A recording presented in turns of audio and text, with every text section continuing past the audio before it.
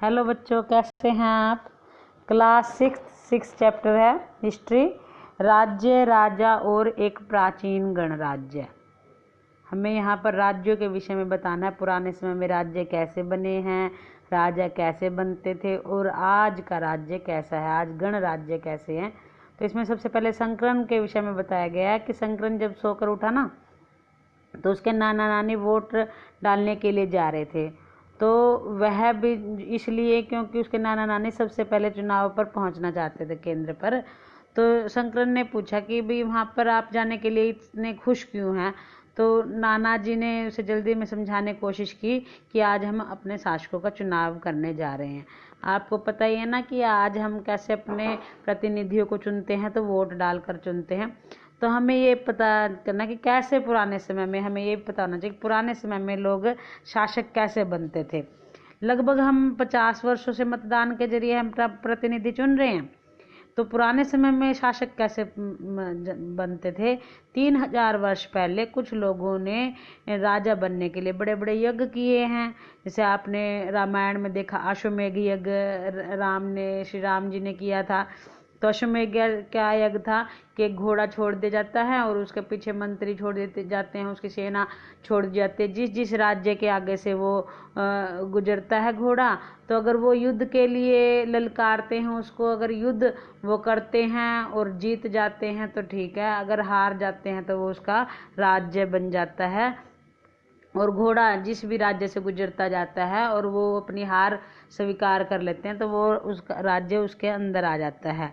तो ये आयोजन होता था। तो इसमें राजा को सिंहासन पर एक बाघ की खाल के विशेष आसन पर बिठाया जाता है। आपने भी देखा होगा, जैसे कि भगवान शिव जी हैं, वो एक बाघ की खाल पर बैठे हैं। तो वह जो युद्ध पर जो सारथी होता था, उस पर रथ पर बैठता था, वह राजाओं की विजय आदि का गुणगान भी करता जाता था। उसके सगे संबंधी और उसकी रानियां भी कई छोटे छोटे अनुष्ठान करते रहते थे, यज्ञ करते रहते थे।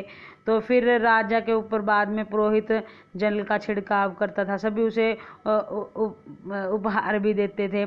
इस प्रकार से यह यज्ञ संपन्न होता था।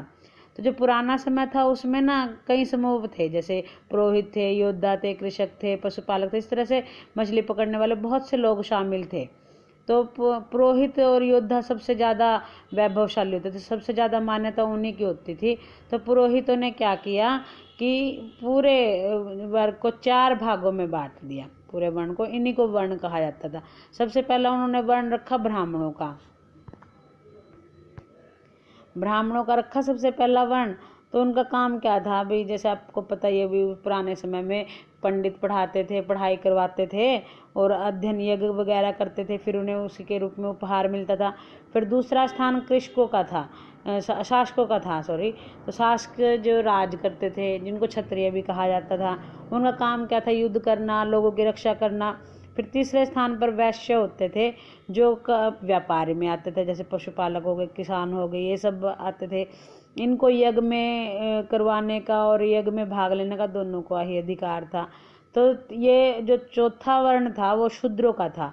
ये काम तीनों, ये जो क्या करते थे, तीनों वर्ण आए हैं ना, जो ब्राह्मण आए, राजा आए, वैश्य, इनकी सेवा करना इनका अधिकार था, यही काम था इनका।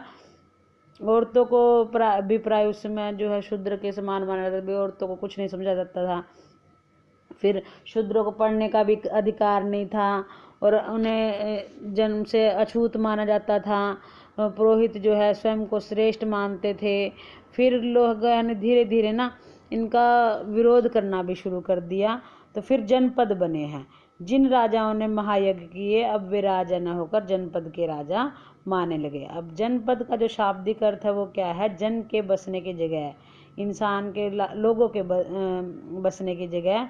तो कई इस प्रकार से बस्तियां मिली है, जैसे मेरठ के पास हस्तिनापुर, एटा, दिल्ली में पुराना किला, इस प्रकार पता चलता है।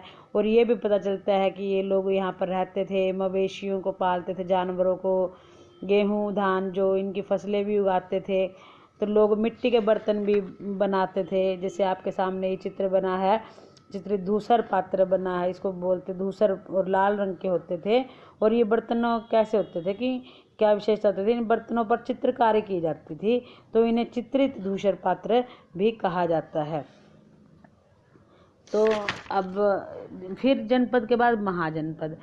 2500 वर्ष पहले कुछ अधिक महत्वपूर्ण जनपदों को महाजनपद कहा जाने लगा। थे तो जनपद ही, लेकिन 2500 वर्ष पहले उनको महाजनपद कहा जाने लगा।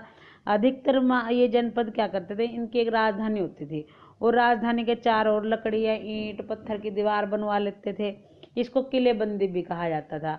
ये जो किलाबंदी है ये क्यों करवाते थे कि ताकि कोई एक तो बाहर के, ये क्वेश्चन भी आता है आपका, ताकि कोई एक बाहर का राजा कोई भी आक्रमण ना कर सके, इससे इनकी सुरक्षा भी हो। और ये जो है कई इस प्रकार भी इतनी बड़ी दीवार बनवा लेते थे कि इनके प्रभावशाली और समृद्धि शक्ति का भी प्रदर्शन होता है। और राजाओं द्वारा जो अगर दीवार बना लेते थे तो उस किले के अंदर जितने लोग रहते थे तो उस पर नियंत्रण करना भी आसान हो जाता था। इस प्रकार जो है विशाल दीवार बनाने की बहुत ही आवश्यकता थी। और विशाल आवश्यकता तो थी, इसमें मेहनत भी बहुत थी। लाखों की संख्या में ईंट और पत्थरों का इंतजाम करना पड़ता, फिर हजारों स्त्री पुरुषों को, बच्चों को इसके लिए काम भी करना पड़ता। बहुत सारी चीज़ों की इसके अंदर आवश्यकता होती थी। तो किलों और चार दीवारी की रक्षा के लिए राजा को कुछ ना कुछ तो रक्षा करनी पड़ेगी ना, तो उसके लिए सिपाहियों की भी आवश्यकता थी। और सिपाहियों को वेतन देकर पूरे साल तक रखा जाता था और सिपाहियों को वेतन सिक्कों के रूप में दिया जाता था। ठीक है बच्चों, बाकी हम कल पढ़ेंगे। धन्यवाद।